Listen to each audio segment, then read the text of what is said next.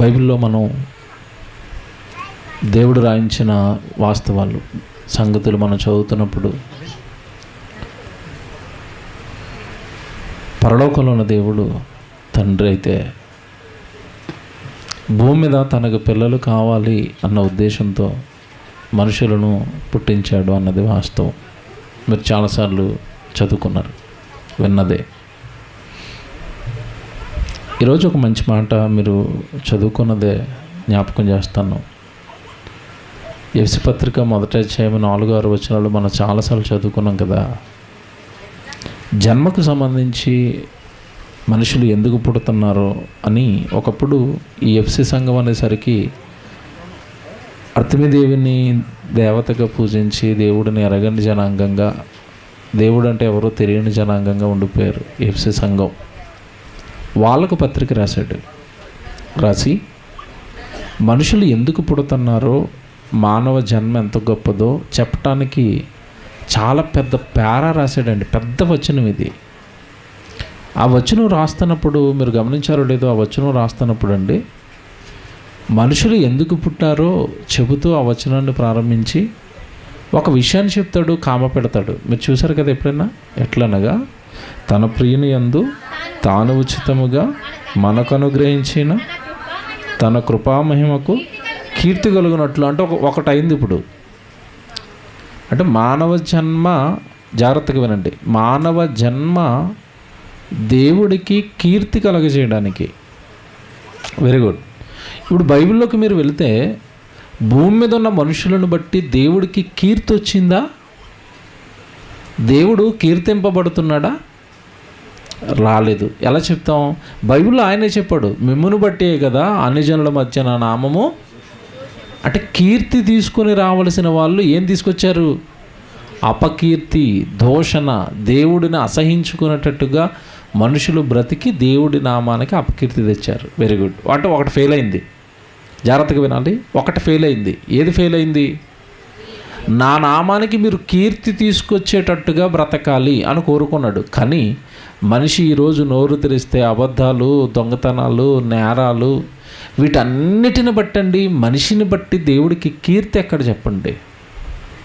ఇప్పుడు ఏ మనిషిని బట్టి మనిషి ఏమండి ఇలాగ ఉండాలండి, దేవుళ్ళో బలిగి ఉంటాడండి అని మనల్ని బట్టి దేవుడిని కీర్తించేవారు ఎంతమంది ఉన్నారు?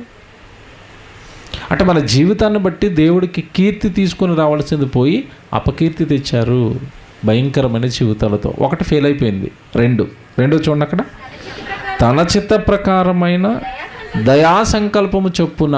ఇక్కడ జాగ్రత్తగా కాకండి. తన చిత్త ప్రకారమైన దయా సంకల్పం అంటే జన్మ ఎవరిష్టం? దేవుడి ఇష్టం. తన చిత్త ప్రకారమైన దయా సంకల్పం అంటే నువ్వు భూమి మీద కావాలి అని, నువ్వు భూమి మీదకి రావాలి అని దేవుడు తన చిత్తం, తన ఇష్ట ప్రకారం నిన్ను నిర్ణయించుకున్నాడు. ఒక మాట్లాడనండి మిమ్మల్ని, మీకు అమ్మనాన్నలుగా ఏళ్ళు ఉండాలి అని మీ అమ్మనాన్నని మీరు డిసైడ్ చేసుకున్నారా? దేవుడు డిసైడ్ చేసాడా?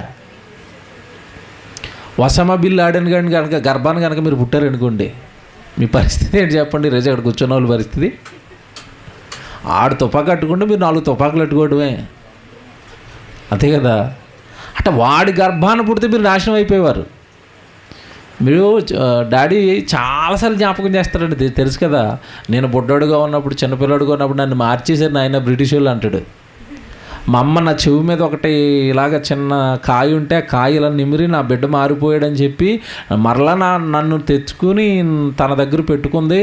ఒకవేళ మా అమ్మ కనుక నన్ను మార్చేసి ఉంటే ఆ రోజు నేను ఏమైపోతానో, ఇలాగ వాక్య సేవకుండా అయ్యేవాడిని కాదని డాడీ చెప్తూ ఉంటారు, మీకు తెలుసు కదా. అంటే ఎవరి గర్భాన్న పుడితే వీడు ప్రయోజకుడు అవుతాడు అని గుర్తించి అమ్మనాన్నలుగా వాళ్ళను మనకు డిసైడ్ చేసింది ఎవరు చెప్పండి? దేవుడు. తన చిత్తం అన్నాడు కదా. అమ్మనాన్నలు మన ఇష్టం కాదు. మీరు నల్లగా పుట్టాలా, తెల్లగా పుట్టాలా, మీ ఇష్టమా? కాదు. మీరు అబ్బాయిగా పుట్టాలా, అమ్మాయిగా పుట్టాలా, మీ ఇష్టమా? కాదు. మీరు ఏ ఊరిలో పుట్టాలో మీ ఇష్టమా? కాదు. పాకిస్తాన్లో పుట్టాలా, భారతదేశంలో పుట్టాలా, మీ ఇష్టమా? కాదు. చూసారా? ఏ సంవత్సరంలో పుట్టాలి, మీ ఇష్టమా? కాదు. ఇప్పుడు జన్మను వెనకాల ఇష్టమంతా ఎవరిది? దేవుడిది. కానీ పుట్టిన మనిషి మాత్రం నా ఇష్ట ప్రకారం నేను బతుకుతానండి అంటాడు. మీకు అర్థమైందా?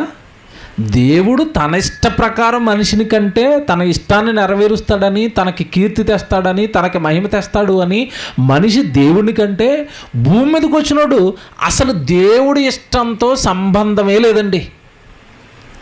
వాడి ఇష్టాలు నెరవేర్చుకోవడానికి బ్రతుకుతాడు. సినిమా టైటిల్ కూడా ఎలాంటివి వస్తున్నాయంటే నేనింతే, నా ఇష్టం. ఏం చేస్తాం వెళ్ళి?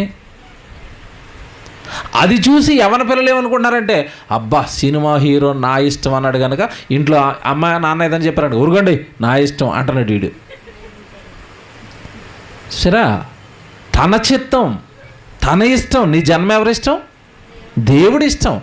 నీ జన్మ దేవుడి ఇష్టమైనప్పుడు, నీ జన్మ దేవుడి చిత్తమైనప్పుడు దేవుడి ఇష్టాన్ని మీరు నెరవేర్చాలి కదండి.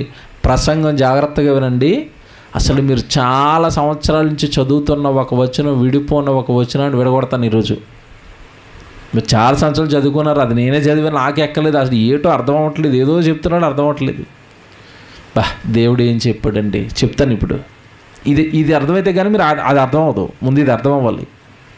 జన్మ తనకు కీర్తి తీసుకురావడానికంట, అది ఫెయిలు. నా ఇష్ట ప్రకారం మీ జన్మ అన్నాడు, అది ఫెయిల్ అయిందా?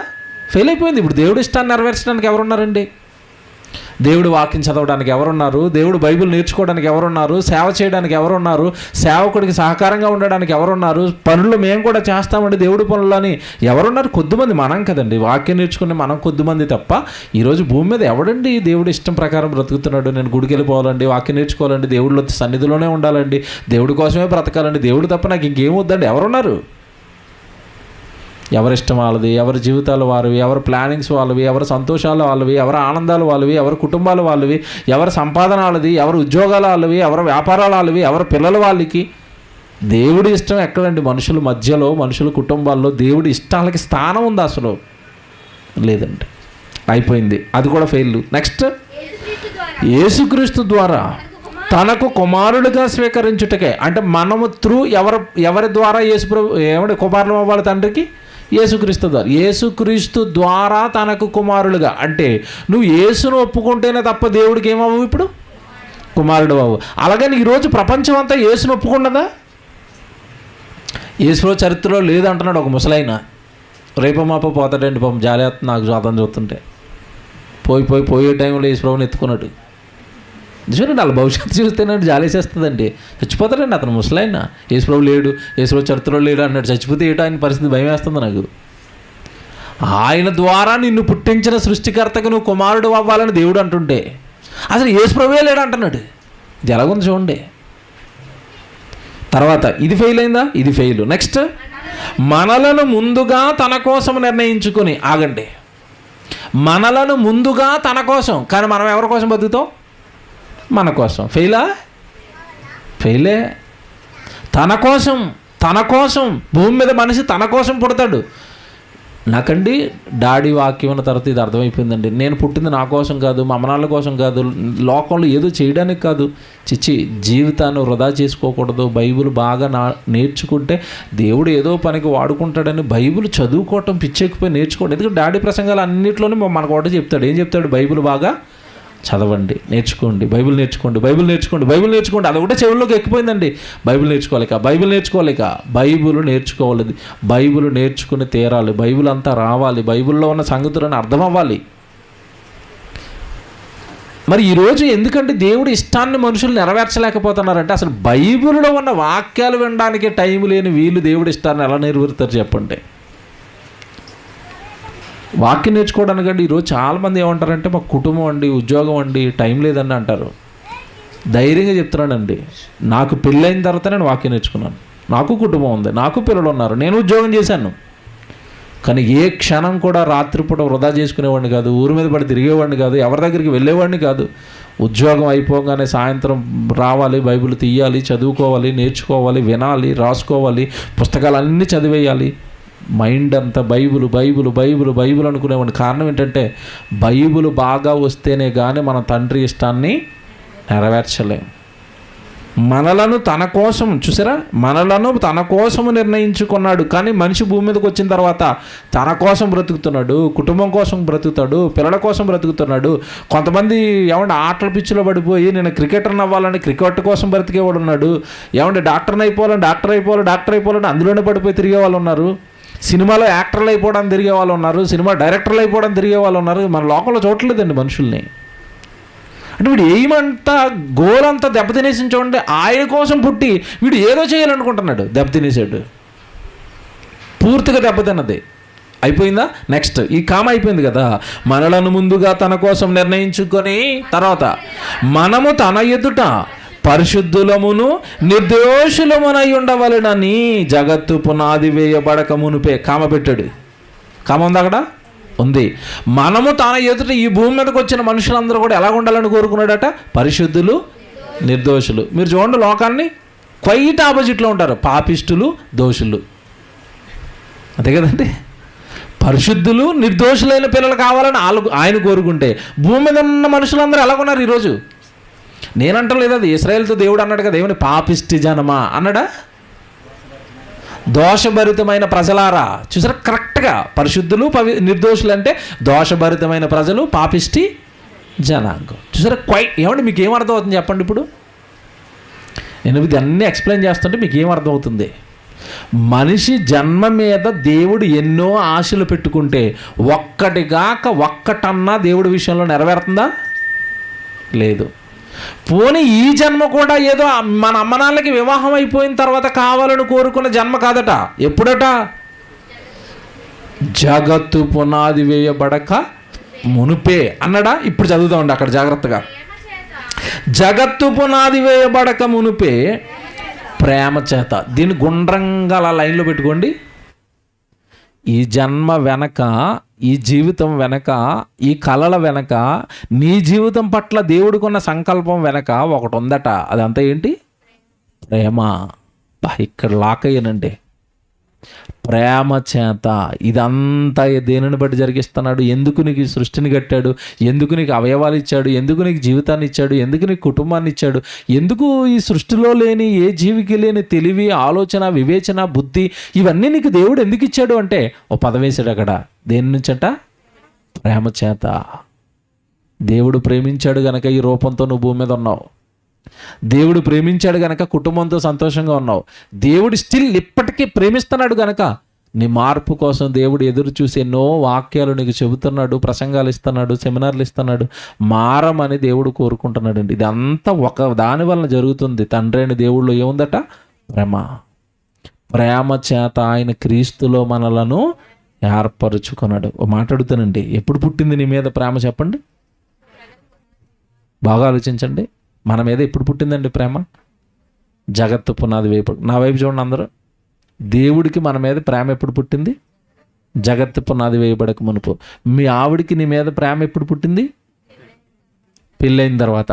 నువ్వు ఈవిడ మాటకు లాక్కై దేవుడికి అన్యాయం చేస్తున్నావు అనుకోండి, కొట్టేడు దేవుడు. ఎవరిదరా ఫస్ట్ అంటాడు. ఎవరిది చెప్పండి? గుడికి ఎందుకు రావట్లేదంటే మా పిల్లోడండి కొంచెం బాగోట్లేదండి, వాడిని చూసుకోవాలి కదా, రాలేకపోతున్నాం. ఎప్పుడు నీ పిల్లోడికి నీకు ప్రేమ ఎప్పుడు? ఆడు పుట్టిన తర్వాత. నీకు ఆయనకి ప్రేమ ఎప్పుడు? జగత్తు పునాది వేయబడక ముందు నుంచి ప్రేమిస్తుంటే మధ్యలో వచ్చిన పీచు ప్రేమలను పట్టుకుని నాకు అన్యాయం చేస్తావా? అంతేనా? దొరికిపోయామా దేవుడికి? దొరికాం. ఇది ఎలా పెట్టుకోండి, చెప్తాను ఇప్పుడు. అసలండి జన్మ వెనకాల తనకు మహిమట, తనకు కీర్తట, తన కోసం బ్రతకాలట, తన గురించి చెప్పాలట, ఆయన ఎదుట పరిశుద్ధులంగా ఉండాలట, నిర్దోషులంగా ఉండాలట. అసలు ఆయనే మన జీవితం అయిపోయి తండ్రి కోసం మనం బ్రతకాలట. ఇన్ని కదండి మన జన్మ గురించి ఆయన కలలు కన్నాడు. Very good. ఇప్పుడు దావీదు గారి దగ్గరికి మిమ్మల్ని తీసుకెళ్తానండి. జన్మ గురించి దావీదుకు బాగా అర్థమైందండి. అర్థమయ్యే ఒక కీర్తన రాశాడు, 40వ కీర్తన. అందరూ 40వ కీర్తన తీయండి.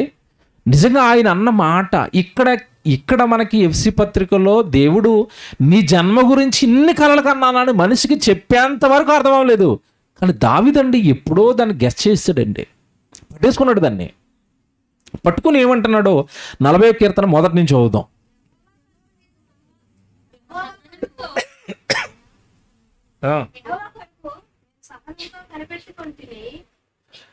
కీర్తన గ్రంథం 40వ అధ్యాయము 1వ వచనం చదువుతున్నారు. చదవండి. యెహోవా కొరకు నేను సహనముతో కనిపెట్టుకొంటిని, ఆయన నా చెవియొగ్గి నా మొర ఆలకించెను. నాశనకరమైన గుంటలో నుండి, జిగటగల దొంగ ఊబిలో నుండి ఆయన నన్ను పైకెత్తెను. నా పాదములు బండ మీద నిలిపి నా అడుగులు స్థిరపరిచెను. జాగ్రత్తగా వినండి.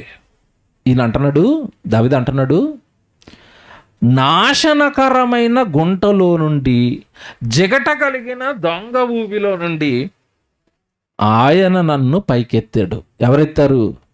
దేవుడు. ఎందుకు ప్రశ్న అడుగుతున్నాను నేను ఇక్కడ. నాశనకరమైన గుంట అంటే ఏంటి చెప్పండి? ఏదైనా కాలువలో పడిపోయాడు దావీదు గారు? ఏంటి చెప్పండి? నాశనం చేసే గుంట ఇది చెప్పండి. ఏదనుకుంటున్నారు? పాతాళం. ఆ పాతాళంలోనికి నేను వెళ్ళిపోకుండా నన్ను పుట్టించిన పరలోకపు తండ్రి నువ్వు అక్కడ ఉన్నావని నిన్ను గుర్తించడం నా జన్మకు దక్కిన గొప్ప భాగ్యం తండ్రి. నువ్వు తెలిసిపోయావు నాకు. పరలోకంలో నన్ను చేసిన తండ్రికి ఆయన ఉన్నాడు అని నాకు అర్థమైపోయింది. నా జన్మ మీరిచ్చిందని నాకు అర్థమైపోయింది. నేను మీకోసం బ్రతకటం ప్రారంభించాను కనుక నన్ను మీరు భయంకరమైన పాతాళ గుండానికి వెళ్ళిపోకుండా మీరు నన్ను ఏం చేశారు? పైకెత్తారు, రక్షించారు అన్నాడు. ఇప్పుడు మనలందరూ అడుగుతున్నాడు, మనమందరం కూడా పైకెత్తబడిన వాళ్ళమైన అందులో నుంచి. ఎందుకంటే సంఘానికి ఒక శక్తిని ఇచ్చాడు కదా. పాతాళ లోకపు ద్వారములు దాని ఎదుట నిలువనేరు. అంటే సంఘంలోనికి వచ్చావు, ప్రభువుని స్వీకరించావు, ప్రభువుని నమ్మావు అంటే నీకు కూడా ఏం జరిగింది చెప్పండి? ఈరోజు పాతాళంలోనికి పడిపోకుండా జీవంలోనికి మనం ప్రవేశించిన మనం నిలబడాలి. ఈ జీవాన్ని మనం నిలువ పెట్టుకోవాలి. చాలామంది ప్రవేశించిన తర్వాత మళ్ళీ వెళ్ళిపోతారు. ఏమంటే బస్సు ఎక్కాడండి కాకినాడకి వెళ్తానని, బస్సు ఎక్కినోడు తిన్నగా కాకినాడ వెళ్ళే వరకు ఉండాలి కదా. మధ్యలో దిగిపోయాడు అనుకోండి, అది ప్రయాణం సాగిందా? మధ్యలో స్టాప్ అయిపోయిందా? స్టాప్ అయిపోయింది. నేను పరలోకానికి వస్తాను, ప్రభుని చేరుకుంటానని బాప్తిసం తీసుకుని సంఘంలోకి వచ్చాడు. మధ్యలో సైతాన్ గాడు కరుస్తాడు. ఊరుకోడు కాదు, చిన్న కాటేసాడు.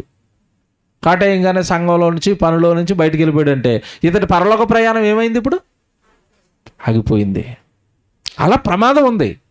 ఇక్కడ దావీదు గారు అని అంటున్నాడు, మొదట ఆయన స్తుతి చెల్లిస్తున్నది ఎందుకంటే సృష్టికర్తగా మిమ్మల్ని ఎరగటం, మీరు నన్ను పుట్టించారని, తల్లి గర్భంలో నాకు అవయవాలు మీరు చేశారని ఈ జ్ఞానమంతా నాకు ఇచ్చి ఆ పాతాళానికి నేను జారిపోకుండా నన్ను కాపాడినందుకు స్తోత్రాలు తండ్రి అన్నాడు కదా. ఇప్పుడు మరి కాపాడినందుకు నేను ఏం చేయాలి? మూడో వచనం చూడండి, జాగ్రత్తగా చూడండి.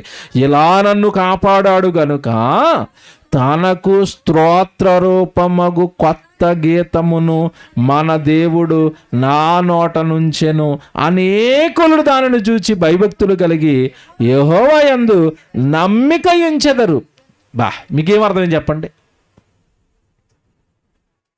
దేవుడు నన్ను పాతాళంలో పడిపోకుండా నన్ను కాపాడాడు కనుక నేను దేవుడికి ఒక పాట కట్టాలనుకున్నాను, దేవుడికి ఒక కీర్తన రాయాలనుకున్నాను. అప్పుడు దేవుడట ఆయనకు స్తోత్ర రూపమగు కొత్త గీతమును మన దేవుడు నా నోటుంచాడు. జాగ్రత్తగా వినాలి. ఇది దేవుడికి పాట కట్టాలి అని దావీదు అనుకున్నప్పుడట ఎలాంటి పాట ఇచ్చాడట? దావీదుకి క్రొత్త పాట ఇచ్చాడట. అంటే దావీదు కాలంలో చాలా క్యాసెట్లు ఉన్నాయి. అప్పటికే మీకు అర్థం అవడానికి చెప్తున్నాను. క్యాసెట్లు ఉన్నాయనేసరికి రీల్ క్యాసెట్లు అనుకోకండి, మీకు అర్థం అవడానికి చెప్తున్నాను. అప్పటికే చాలామంది పాటలు కట్టేశారు, దేవుడికి పాటలు పాడేస్తున్నారు. దేవా నన్ను పాతాళంలో పడిపోకుండా నన్ను కాపాడారు కదా, నన్ను రక్షించారు కదా, మీకు స్తుతి చెల్లించడానికి, మీకు స్తోత్రం చెల్లించడానికి నేను పాటలు కట్టాలనుకుంటున్నాను అనుకున్నప్పుడట దావీదుకి ఏ పాట ఇచ్చాడట దేవుడు? కొత్త పాట ఇస్తాను ఆయన. నేనంటే నువ్వు ఇష్టపడి నాకు స్తుతి చెల్లించడానికి నా కోసం పని చేయాలనుకుంటున్నావు కదా, నీకు కొత్త పాట ఇస్తాను అన్నాడు. ఇప్పుడు చెప్పనండి, మనం అందరం చప్పట్లు కొట్టాలి దేవుడి కోసం. ఇది చెప్పిన తర్వాత ముందు కొట్టకండి. జాన్సన్ అనే పాటలు అబ్బాయి ఇది నేసేమండి బోరు కొడుతుందండి ఒకటి ఉందా? ఇప్పుడు కొట్టండి. ఏం పాటలండి అంటే ఆయన ఎప్పుడు కూడా ఒక మాట అనేవాడు. ఏమనేవాడు తెలుసండి? ఎప్పుడు ఏ మాట అనేవాడు తెలుసా? అనే పాట కడుతున్నారు. అవును బాబు, పాట కడుతున్నాను బాబు, కొత్తది బాబు, కొత్తది బాబు. ఇవి మీరు రెస్ట్ తీసుకోరా, ఏంటి కొత్తవి అంటే ఆయన అనేవాడండి, ఊరుకో బాబు, పాత పాటలు దేవుడు వినేసాడు. ప్రజలు వినేసారు అనలేదు. ఎవరు వినేసారట? దేవుడు వినేసాడు పాత పాట. ఇప్పుడు కొత్తది కడతాను అంటే పాటలు ఎవరి కోసం కట్టాడు? దేవుడి కోసం. ఇప్పుడు కడతారు చాలామంది పాటలు ఎవరి కోసం? వీళ్ళ పేర్లు వేయించుకోవడం కోసం, ఫోటోలు వేయించుకోవడం కోసం, సుత్తిపాటలు ఇవన్నీ. అందుకే ఒకటే బాగోదు, పొగడ్తల కోసం. ఏమండి నిస్వార్థంగా చేయాలండి ఏం చేసినా. అప్పుడు దేవుడు కొత్తది ఇస్తాడు, గొప్పది ఇస్తాడు. జాన్సన్ అనే పాటలు ఏం పాటలండి. ఇప్పుడు మీకు చెప్పనా, మన సంఘం దగ్గరికి వస్తాను. నాకు ఇది జాన్సన్ అనేది చాలా చాలా సంవత్సరాల క్రితం పబ్లిక్ మీటింగ్లో చెప్పాడండి ఈ విషయం. ఇగో నా పాటలు చూడండి, ఎప్పుడు కొత్త పాటలు. దావీదుకి కొత్త పాట ఇచ్చాడు, జాన్సన్ విక్టర్కి కూడా కొత్త పాట ఇచ్చాడు. ఎందుకు ఇస్తున్నాడు అంటే, నేను దేవుడి కోసం ఆలోచిస్తున్నాను, స్తుతి చెల్లించాలనుకుంటున్నాను కనుక నాకు కొత్త పాటలు ఇస్తున్నాడు అన్నాడు. ఇప్పుడు మన గురించి చెప్పనా, నేను అది మనసులో పెట్టుకున్నానండి. ఇప్పుడు మనకు కొత్త పాటలు రావు, మనం ఎక్కడ చేస్తాం ఆయనలాగా? ఏం చేయాలి దేవా అంటే, సంఘంలో కొత్త కార్యక్రమాలు చేయాలి. మియాపూర్ సంఘం చేసింది అది. ఏంటో తెలుసా? మియాపూర్ సంఘం చేసింది, మీకు గుర్తుందా లేదో? అసలు కరోనా టైంలో అందరూ ఎక్కడోళ్ళు అక్కడ ఇంట్లో ఉండిపోతేనండి, ఆన్లైన్ యూత్ వెబినార్ అని ఒకటి పెట్టాం, గుర్తుందా? ఆన్లైన్లోకి ఇంట్లో ఉన్న యువతను తీసుకొచ్చాం ఆ రోజు జూమ్లోకి. 100 మంది. నేను ప్రసంగం చెప్పాను, సంతోషాన్ని ప్రసంగం చెప్పాడు, గుర్తుందా మీకు? అప్పుడే చాలామంది స్కిట్లు వేశారు మన సంఘంలో. ఐడియా ఉందా మీకు? తాగిపోతున్న స్కిట్లు. అప్పుడు పుట్టిందే ఈ సకల శాస్త్రాలకు సంబంధించిన స్కిట్, చిన్నదే. అంటే కొత్తగా ఆలోచించాం. ఇప్పుడు అందరూ సైలెంట్ అయిపోయారు, మనం సైలెంట్ అయిపోతే ఎలాగా? ఏదో ఒకటి చేద్దాం దేవుడి కోసం. వచ్చిందా కొత్తది? వచ్చింది. ఇక్కడ నుంచి మీరు ఆలోచించండి. నేను ఇదేనండి మనసులో పెట్టుకున్నాను, దేవుడికి ఏదో కొత్తది చేయాలండి. కొత్తదండి. ఓ సినిమా తీసాం. ఏమండి, చాలా మీకు ఎన్ని వినూత్నమైన కార్యక్రమాలు సంఘం ద్వారా మనం చేసుకుంటే మీకు తెలియదు కదా. నాకే గుర్తులేవు చేసినవన్నీ, మీకు గుర్తుంటాయి అన్నీ. కొత్త ఆలోచనలు కొత్తవి. ఈరోజు ఇప్పుడు మనం జరిగేస్తాను. ఇది కూడా ఏంటి చెప్పండి? 5 రోజులు యూత్ సెమినార్ ఎవరు చేశారు చెప్పండి? కొత్తది. ఎలాగుంది మీకు? ఎలాగుంది చెప్పండి? కొత్తది సూపర్ అండి. ఇంకోటి చెప్పనా? సిబిటి మియాపూర్ ద్వారా 3 నుంచి 4 గంటల వరకు ఇంగ్లీష్ వర్షిప్ చేస్తున్నాం. ఇంగ్లీష్లో అక్కడ వాక్యం చెప్తున్నారు, ఇంగ్లీష్లో పిల్లలు పాట పాడుతున్నారు, ఇంగ్లీష్లో ప్రార్థన చేస్తున్నారు. ఇదేంటి చెప్పండి? ఇది కొత్తది. చెప్పంటారా? కొత్తవి అంటే ఎప్పుడు వస్తాయి కొత్తవి? ఇప్పుడు దావీదు చెప్పాడు అక్కడ మనకి, ఎప్పుడు వస్తాయి కొత్తవి? జగటగల ఊబిలో నుండి పాతాళానికి వెళ్ళిపోకుండా నా ప్రాణాన్ని మీరు కాపాడారు కనుక తండ్రి, ఆ ప్రాణం నన్ను కాపాడి నన్ను నిలువబెట్టారు కనుక నేను మీకు పాట కట్టాలనుకున్నానంటే, అవునా కొడుకు పాట కడతావా? నీకు కొత్తది ఇస్తానురా. ఇప్పుడు దావీదు కూడా ఎంత బాగా చెప్పాడంటే, నేను కట్టాను కొత్త పాట అని లేదు ఆయన అక్కడ. మీరు బాగా చదవాలి వచ్చును, బాగా చదవండి వచ్చును. తనకు స్తోత్ర రూపమగు కొత్త గీతము మన దేవుడు నా నోటు ఉంచాడు. చూసారా? మన దేవుడు నా నోట్లో పెట్టాడు. నా నోట్లో పెట్టింది ఎవరట? దేవుడు. ఈరోజు సంఘం ద్వారా మనం జరిగిస్తేనే కొత్త కార్యక్రమాలని మనం చేయట్లేదు. ఎవరు జరిగించుకుంటున్నారు? దేవుడు. వెళ్ళండి ఆయన, నేను వచ్చేస్తాను, మీరు ఏం చేస్తారు చేసేయండి. డాడీ యూత్ సెమినార్ అంటే, డాడీ పిల్లలు వచ్చేస్తున్నారు కాకినాడ నుంచి, ప్రకాశం నుంచి, అకామిడేషన్ లేదు డాడీ, నీకెందుకు కొడుకు అలాగుండు, దగ్గరికి రాని అన్నాడు.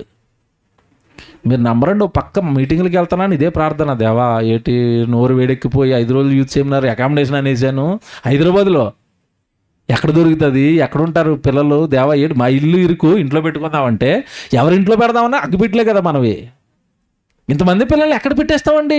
మీటింగ్కి వెళ్తున్నాను రోజు ఇదే ప్రార్థన, దేవా ఏటు హాల్, దేవా హాల్. నువ్వు ఎందుకు కొడుకు అలాగుండు? టక్కమని ఒక రోజు మోసాన్ని ఫోన్ చేసి, స్కూల్ ఓకే అయిపోయిందన్న, ఎలాగుంది? అమ్మయ్య, మళ్ళా ఎంత రెంటో అడగనండి, ఏం లేదు ఫ్రీ వాడుకోమనండి, ఎలాగుంది? హైదరాబాద్లో అకామిడేషన్ ఫ్రీగా దొరకటమా? మీరు చూడండి. అది మళ్ళీ 50 మంది 60 మంది ఉండొచ్చండి. ఏమండి ఇదంతానండి నిస్వార్థంగా తండ్రికి ఏదో మనం చేయాలనుకుంటున్నాం కనుక కొత్తవి మనకి దేవుడు ఏం చేస్తున్నాడు? అప్పగిస్తున్నాడు. చేయండి ఆయన, మీ వెనకాల వస్తాను, చేయండి. సభలు పెడతారా, సెమినార్లు పెడతారా, ఏం పెడతారో మీరు చేయండి. ఏమండి మీరు మన కార్యక్రమాలు చూస్తారు, ఇందులో ఎవరు పేర్ల కోసమో ఎవరు గొప్ప కోసం ఏమి చేయమండి. ప్యూర్గా పరలోకంలో ఉన్న కన్నతండ్రి గొప్ప చేయబడాలి, బైబిల్ గొప్ప చేయబడాలి, పిల్లలందరూ వాక్యంలో బలపడాలి. ఇదొక్కటి తప్పండి మన కార్యక్రమాల్లో రెండోది కనపడుతుంది మీకు, కనపడదు. ఇప్పుడు చెప్తాను, మంచి పాఠం, జాగ్రత్తగా వినండి. నా దేవుడు నేను పాట కట్టాలనుకున్నప్పుడు కొత్త పాట నా నోట ఉంచాడు అన్నాడు కదా. ఇప్పుడు దావీదు అక్కడ ఒక సీక్రెట్ రివీల్ చేశాడు. ఎప్పుడైతే ఇతను ఒక కొత్త పాట కట్టాడో, ఆ పాట ప్రజల్లోనికి వెళ్ళిందో, ఆ ప్రజలు దానివల్ల ఏమైపోయారని రాశాడు అక్కడే. అనేకులు దానిని చూచి దేవుని యందు భయభక్తులు కలగటం, యెహోవా యందు నమ్మిక ఉంచిరి. చూసారండి, అంటే ఇతని పాట ద్వారా దేవుడికి ఏం జరిగింది? ఇప్పుడు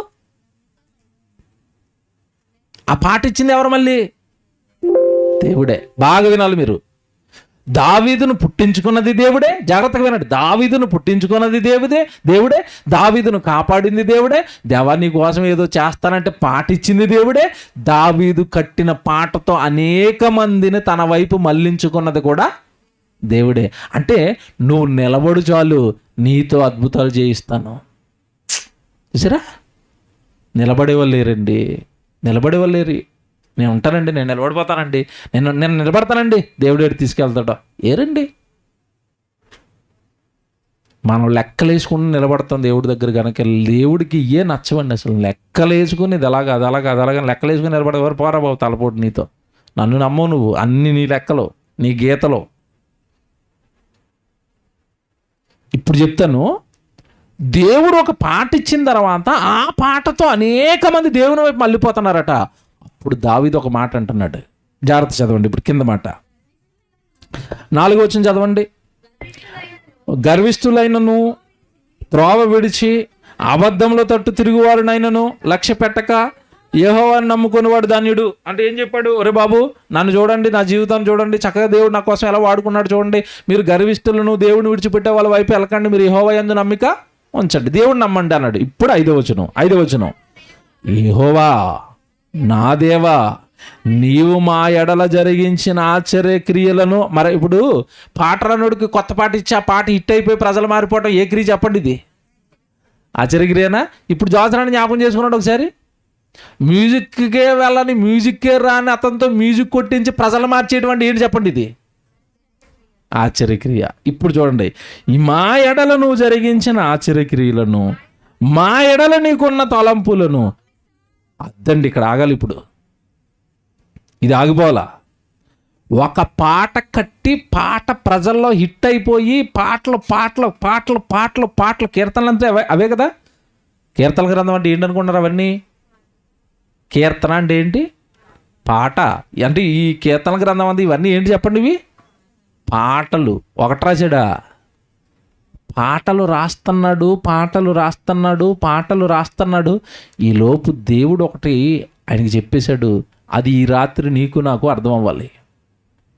నీవు మా ఎడల జరిగించిన ఆశ్చర్యపు క్రియలను, మా ఎడల నీకున్న తలంపులను, మా ఎడల నీకున్న తలంపులు. ఎన్నట? తలంపులు అంటే ఏంటి? మా ఎడల నీకున్న తలంపులు బహువిస్తారం అంటే అర్థం ఏంటి చెప్పండి? జాగ్రత్తగా వినండి. ఇది ఒక్కటి తెంపి ముగించేస్తాను ప్రసంగం. ఇది అవ్వాలి మీకు. మా ఎడల నీకున్న తలంపులు ఒకటా? ఓ పాట కట్టు చాలు ఆయన దావీదు అన్నాడా? 2 పాటలా? 100 పాటలా? కేవలం పాటలు ఒకటేనా? దావీదు యుద్ధాలు చేశాడా? మీకు అర్థమవుతుందా? ఓ పక్క పాటలు రాస్తాడు, రెండో పక్క ఏం చేస్తాడు? యుద్ధాలు చేస్తాడు. మూడో పక్క ఏం చేస్తాడు? దివారాత్రములు ధ్యానించువాడు ధన్యుడు. అంటే దినమో రాత్రి ఏం చదువుకుంటాడు? ఎన్ని చేస్తున్నాడు దావీదు? బాగా వినాలి. ఓ పక్క బైబిల్ చదువుతాడట, మరో పక్క యుద్ధాలు చేస్తాడట, మరో పక్క కీర్తనలు రాస్తాడట, మరో పక్క తన తరం వారికి ఏం చేస్తాడట? నేర్చుకున్న పాటలు కానీ ఈ వాక్యం కానీ తన తరం వారికి ఏం చేస్తాడట? సేవ అంటే వాక్యం అందిస్తాడట. ఇటు ప్రసంగాలు చెప్తాడట, పాటలు రాస్తాడట, పరిపాలన చేస్తాడట, యుద్ధాలు చేస్తాడట, పిల్లలందరినీ దేవుళ్ళు ఉంచుకుంటాడట, తన పిల్లలందరికీ వాక్యం నేర్పుకుంటాడట. ఏంటండి ఇప్పుడు ఏమర్థమయ్యాడు దావీదు మీకు? నేనేదో దేవుడి దగ్గరికి వచ్చిన కొత్తలో ఏదో అలాగ చిన్నగా ఓ పాట రాసుకుంటే చాలు అనుకున్నాను నేను. కానీ మా ఎడల దేవుడికి ఉన్న తలంపులు 1 కాదు, 2 కాదు, 3 కాదు, 4 కాదు. ఎన్నట? ఇప్పుడు మిమ్మల్ని అడుగుతున్నాను, జాగ్రత్తగా వినండి. ఒక్క దావీదు మీదే భయంకరమైన బహువిస్తారమైన తలంపులు పెట్టుకున్నాడా? మీ మీద నా మీద పెట్టుకున్నాడా? బాగా ఆలోచించాలి. బహువిస్తారమైన తలంపులు దావీదు ఒక్కరి మీదేనా, అందరి మీదనా? అందరి మీద. మా ఎడల అన్నాడు కదా అక్కడ, నా ఎడల అన్నాడా? మా అంటే మనం ఉన్నాం, అందులో ఉన్నాం. మీరు ఉన్నారు, ఇక్కడ కూర్చున్న వాళ్ళు ఉన్నారు. కరెక్ట్గా లాక్ చేస్తున్నాను, బాగా పట్టుకోండి. మీకు తాళం వేస్తున్నాను ఇప్పుడు. మా ఎడల నీకున్న తలంపులు బహువిస్తారములు అంటే దేవుడు నీ మీద చాలా విస్తారమైన తలంపులు పెట్టుకుంటే నువ్వు గట్టిగా చేసిన 10 తలంపులు చెప్పు. 10 చేశానండి దేవుడి కోసం చెప్పు. విస్తారాలు వద్దు. 10 అడిగాను నేను, పోలేనండి, దిగుతున్నాను. అబ్రాహం గారు దిగినట్టు నీతిమంతుల సంఖ్య దగ్గర దిగాడు కదా, నేను దిగుతున్నాను ఇప్పుడు. 10 వద్దు, 5 చెప్పు. బే 3 చెప్పు. బే దేవా 1 చిచ్చి వద్దు బాబు. మనిషి మీద దేవుడు ఎన్నో ఆశలు పెట్టుకున్నాడండి. వీడు అది చేస్తాడు, అది చేస్తాడు, దావీదుల పాటలు రాస్తాడు, యుద్ధాలు చేస్తాడు, వాక్యం చెప్తాడు, సేవ చేస్తాడు, మనుషులు మార్చేస్తాడు, నా కోసం నిలబెడతాడు, నా ప్రేమ ఏంటో అన్వయించుకొని శత్రువుకు కూడా పగ చేయకుండా సౌలు అనే వ్యక్తి చేతికి దొరికిన ప్రేమను చూపిస్తాడు. ఇదిగో నేను దేవుడి వాక్యానికి లోబడ్డాను అని దేవుడి వాక్యాన్ని తన జీవితంలో చూపిస్తాడు. ఇది నా కొడుకు మీద నాకున్న తలంపులని దేవుడు దావీదు జీవితం మీద అన్ని తలంపులు పెట్టుకుంటే, ఏమంటే మన జీవితం మీద దేవుడికి ఆశలు ఉండవా, తలంపులు ఉండవా? ఎవరైనా దేవుడు నా మీద ఎన్ని పెట్టుకొని జన్మించాడో నేను ఏమీ చేయట్లేదని మనలో ఉన్న ఎవరమండి రోజు బాధపడతాం? మీరు ఆలోచించండి, ఎవరైనా బాధపడుతున్నారా? ఎందుకు బాధపడవంటే ఇక్కడికి వద్దాం మళ్ళీ, అన్నీ ఆయనే చెప్తాడు. ఇర్మీయా గ్రంథం, మీకా గ్రంథం చూద్దాం.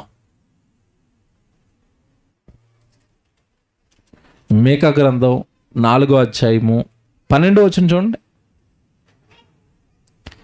మీకా గ్రంథం 4వ అధ్యాయము 12వ వచనం.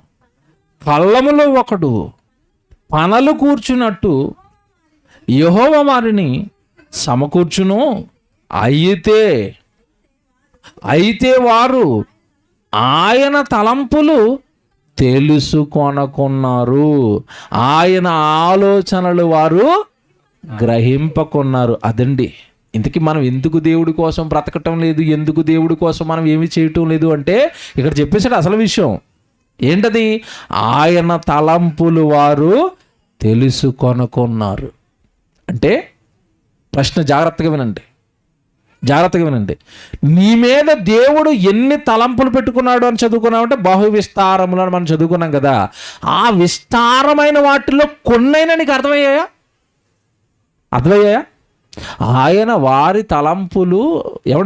ఆయన తలంపులు తెలుసుకొనకున్నారు అంటే అర్థం ఏంటి? కనీసం దేవుడు నన్ను ఎందుకు పుట్టించాడా అని తెలుసుకోవడానికి కూడా మనిషి ఏం చేయట్లేదట ఈరోజు? ప్రయత్నం చేయట్లేదు. దావీదు ప్రయత్నం చేశాడు, దేవుడు అర్థమయ్యాడు. ఇదా విషయం అని, నా ఎడల 1 కాదు తండ్రి, 2 కాదు తండ్రి, నా మీద మీరు ఎన్ని విస్తారమైన తలంపులు పెట్టుకున్నారా?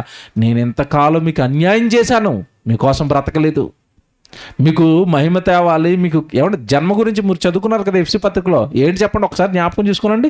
మనలను ముందుగా తన కోసం నిర్ణయించుకుని మనము తన ఎదుట పరిశుద్ధులను నిర్దోషులను ఉండవలనని, తనకి కీర్తి కలగజేయవలనని ఇవన్నీ చదువుకున్నారు కదా. ఇవన్నీ దావీదుకి అర్థమై కరెక్ట్గా దేవుడికి కీర్తి తెస్తున్నాడా, తేవటం లేదా? తెస్తున్నాడు. ఒక్క పాటతో అనేక మంది దేవుని వైపు మళ్ళించాడట దావీదు. ఏమంటే ఒక మాట అడుగుతాను, బాగా ఆలోచించుకోండి. బిడ్డలను కన్న తర్వాత తల్లిదండ్రులు వాళ్ళ మీద ఏదో ఆశలు పెంచుకుంటారండి, చాలా ఆశలు పెంచుకుంటారు. వాక్యవర్ధమైన తల్లిదండ్రులు అయితే ఎలాంటి ఆశలు పెట్టుకుంటారంటే, నా బిడ్డ కరెక్ట్గా గుడికి వస్తే బాగున్ను, బాప్తీసం తీసుకుంటే బాగున్ను, వాక్యం నేర్చుకుంటే బాగున్ను, అందరిలాగా వాడు కూడా ప్రసంగాలు చెప్పేంత గొప్ప స్థితికి ఎదిగితే బాగున్ను కదండి. వాక్యం తెలిసిన తల్లిదండ్రులు కోరుకునే కోరికలు ఇవి. వాడు కూడా చక్కగా దేవుడు పనిచేస్తే బాగున్ను, వాడు కూడా సేవకు సహకారంగా ఉంటే బాగున్ను, వాడు దేవుడు సన్నిధిలో ఉంటే బాగున్ను, దేవుడు పని చేస్తే బాగున్ను అని కోరుకుంటారు. వాక్యం తెలిసిన తల్లిదండ్రులు. ఇంకా మరి అంటే ఏమంటే వాక్యం తెలియని వాళ్ళు ఉంటారు, ప్రభు దగ్గరికి వస్తారు కానీ వీళ్ళకి వాక్యంతోని, దేవుడి ఉద్దేశాలతోని, దేవుడి తలంపులతోని ఎటువంటి సంబంధాలు ఉండవు, వీళ్ళకి వెళ్ళి వస్తూ ఉంటారు అంతే. ఇదంతా ఎలాంటిదంటే అతిథులు బ్యాచ్ అనమాట. అతిథులు దేవుడి దగ్గరికి వస్తారు, ఆయనకి ఏం లేదు, టాటా బాయ్ బాయ్ చెప్పి వెళ్ళిపోతూ ఉంటారు. ఇంకా ఆయన ఉద్దేశాలు కానీ ఆయన వాక్యంతో కానీ ఎలాంటి సంబంధాలు వీళ్ళకి ఉండవు. వీళ్ళు ఎలాగా కోరుకుంటారు పిల్లల విషయంలోనంటే, మా ఊరు డాక్టర్ అవుతే బాగున్నాం, అంతే కదా, మా వాడు యాక్టర్ అవుతే బాగున్నాం, మా వాడు లాయర్ అవుతే బాగున్నాం, మా వాడు ఏదైనా డబ్బు సంపాదిస్తే బాగున్నాం, మా వాడు బంగారం కొంటే బాగున్నాం, మా వాడు కారు కొంటే బాగున్నాం. వీళ్ళ ఆలోచనలు ఇలాగ ఉంటాయి. Very good. ఎవరి ఆలోచనలు వాళ్ళవి, ఎవరి జీవితాలు వాళ్ళు. మనం ఏమన్నాం అర్థం అవ్వలేదు వాళ్ళకి, అంతే. మనం ఏం చేస్తాం? అయితే ఇప్పుడు ప్రశ్న ఏంటంటే, నీ పిల్లల మీద నీకున్న తలంపులు, నీ పిల్లలు దానికి ఎగనెస్ట్గా బ్రతుకుతున్నారు అనుకోండి, తల్లిదండ్రులు మనసు ఎలాగుంటుంది? పిల్లలోడు చెప్పిన మాట వినటం లేదు, నువ్వు ఒకటంటే ఆడు ఇంకోటి అంటున్నాడు, తల్లిదండ్రులకి ఎలాగుంటుంది? అప్పుడప్పుడు నండి పీకులోకి వెళ్ళిపోయి తల్లిదండ్రులు ఒక మాట అంటారండి, అనవసరంగా నిన్ను కన్నానరా అంటారా? అనరా? ఎందుకన్నారా మాట? నిన్ను అనవసరంగా కన్నానరా ఎందుకన్నారు చెప్పండి. నేను ఒకటి అనుకుంటే సామెత ఉంటుంది, ఎడ్డు అంటే తెడ్డు అట కదా, మీకు తెలుసు కదా. ఇది ఎడ్డు అంటే వాళ్ళు ఏమంటాడట, తెడ్డం. ఇది ఇటంటే తూర్పు అంటే అటు పడమర అంటాడు. ఎక్కడ సెట్ అవ్వదు, విసిగిపోతారు. ఇక ఎందుకురా బాబు నిన్ను కన్నాం. ఏమండి, మీకు మాట్లాడుతాను, జాగ్రత్తగా వినండి. మీ పిల్లోడు మీరు ఏమైనా జగత్తు పునాది వేయబడక మునుపు కావాలని కోరుకున్నాడా మీ పిల్లోడిని? కాదు. పోనీ ఇంకోటి అడుగుతున్నాను, మీ ఓడి మీద దేవుడికి ఉన్నట్టుగా బాగా బహు విస్తారమైన తలంపులు ఏమైనా పెట్టుకున్నారా మీరు? లేదు. ఒకటో రెండో కోరుకున్నారు, ఒరే బాగా చదువుకోరా, మంచి ఉద్యోగం చేయరా, ఈ రెండు చేయను అంటున్నాడు. రెండే. నువ్వు రెండు తలంపులు నీ బిడ్డ మీద పెట్టుకుని ఆ రెండు వాడు నెరవేర్చినప్పుడు నీకు కోపం వస్తుంటే, ఇప్పుడు నేను అడుగుతున్నాను, మా ఎడల నీకున్న తలంపులు ఎన్నట? బహువిస్తారములు. అన్ని ఆశలు నీ జీవితం పైన దేవుడు పెట్టుకున్నప్పుడు అసలు కనీసం ఒకటా రెండా మూడా నీ జీవితంలో ఆయన తలంపు ఏది నెరవేరనప్పుడు దేవుడికి ఏం రావాలి చెప్పండి? ఇప్పుడు నాకు ఎలాంటి కోపం రావాలి, ఎలాంటి తీవ్రత ఉండాలి ఆ కోపంలో మీరు నాకు చెప్పండి. బహువిస్తారములు ఏది చేయట్లేదు. ఎలాగుంది ఇది మీకు అర్థమవుతావు, చెప్తాను. ఇప్పుడు పిల్లోడిని స్కూల్లో వేసారు, ఫీజు కట్టినాక టెంకటెంకలు పెట్టేశారు, మొత్తం మీద ఫీజు కట్టారు కింద మీద పడి. తర్వాత బట్టల డబ్బులు అన్నాడు, ఆ కింద మీద పడి బట్టల డబ్బులు కట్టారు. ఆ తర్వాత మళ్ళీ పుస్తకాలు కొనాలన్నాడు, మళ్ళీ పుస్తకాలకు డబ్బులు అప్పు చేశారు, పుస్తకాలు కొన్నారు. పుస్తకాలు ఎన్ని ఉంటాయి? బండి ఉంటాయి. బండి పుస్తకాలు కొన్నారు. బండి పుస్తకాలు కొనేసిన తర్వాత తెలుగు, లెక్కలు, మ్యాథ్స్, హోంవర్క్, ఆ వర్క్, ఈ వర్క్, ఏం వర్కులు అయ్యి. మా పిల్లోడిని స్కూల్లో వేసిన తర్వాత, అరే ఈ బుక్ తీసే పక్కకి, సుమారు 6 బుక్లు పక్కన అడిగాను. మాస్టర్ అడిగితే మా నాన్న తీసాడని చెప్పాను. అందులో ఏమి లేదు, సుత్తి అంతా. ఇప్పుడు ఇన్ని ఏమంటే ఒక పక్క వాడు ఫీజులకు అప్పు చేసి, బట్టలకు అప్పు చేసి, పుస్తకాలు ఇన్ని బండి పుస్తకాలు కొన్న తర్వాత ఏనాడు ఒక్క పుస్తకం ఓపెన్ చేయట్లేదు అయ్యగారు. అసలు పుస్తకం మీద పెన్నే పెట్టడం లేదు వీడు. ఓ రోజు పుస్తకాలు చూశారు, ఎక్కడ పుస్తకం అక్కడ అలాగే ఉంది. ఎలాగుంటుంది చెప్పండి మీకు? పెన్న గీత కూడా లేదు దాని మీద. ఎలాగుంటుంది? ఎలా కొడతారు? పళ్ళు బిగించి కొట్టరు బెల్ట్ వేసి. ఏట్రా ఇన్ని పుస్తకాలు ఇస్తే ఒక పుస్తకంలో ఒక సున్న కూడా రాయలేదా? ఒక తెలుగు పుస్తకం రాయలేదా? ఒక హిందీ పుస్తకం, ఏ పుస్తకం ఏమీ రాయలేదు డాడీ, పట్టుకెళ్ళి పట్టుకొస్తున్నాను. ఎలాగుంది? ఎలాగుందండి? ఇప్పుడు మీకు అర్థమవుతుంది. మీ ఎడల నాకున్న తలంపులు ఎంతంటే మా దగ్గర అసలు ఏడు చెప్పండి, మన జీవితాలు చీ అనిపించదండి దేవుడికి, చీ అనిపించదండి. ఇప్పుడు ఇన్ని కళలు కంటే ఇన్ని కళలు అంటే మీకు ఉదాహరణ చెప్తాను. మిమ్మల్ని ఒక పాటగాడిగా మిమ్మల్ని పుట్టించాడు అనుకోండి దేవుడు, అనుకుందాం.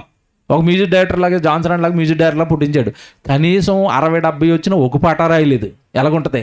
ఈడేటిది ఆయుష్కాలం అయిపోతుంది, 100 పాటలు రాస్తాడని పుట్టించాను, ఒక పాట లేదు. ఈడేటిరా బాబు ఇలాగున్నాడు. కొబ్బరి చెట్లు అండి, మాది కోనసీమ కదండి, కొబ్బరి చెట్టు వేస్తారండి మా వాళ్ళు. కొబ్బరి చెట్టు వేస్తే కొడుకున్నట్టు అని ఫీల్ అవుతారు. అది ఎదిగే వరకు చూస్తారు అలాగే కలుగాయలుగా, ఎప్పుడు వస్తుంది అంటే అది ఎప్పటికీ కాయట్లేదు. 1వ సంవత్సరం కాయలేదు, 4వ సంవత్సరం, 5వ సంవత్సరం కాయట్లేదు. ఏం చేస్తారు చెప్పండి? నరకటమే. కొబ్బరికాయలు ఇప్పుడు బోల్డ్ బొండాలు తాగేయాలి నేను. చిన్నప్పటి నుంచి పెంచుతున్నాడు. 4 సంవత్సరాలు ఎరువు తాగేసావు, నీళ్ళు తాగేసావు, ఏది బొండం నరికేస్తాడా? నరకడా? ఇమ్మీడియట్గా నరికేస్తాడు. ఊర్లో మాకున్న తలంలోనంటే ఇప్పుడు తాడి చెట్లు ఉన్నాయి, ఒక్కోటి ఇంతంతలా ఉంది. తాడి చెట్లు అండి ఒక్కోటి ఇంతంత లావు అయిపోయి మొత్తం గుబురుగలాగా ఉన్నాయి. ఒక కాయ ఉండదు, పండు ఉండదు. ఎందుకవి? మీకు అర్థమైందా?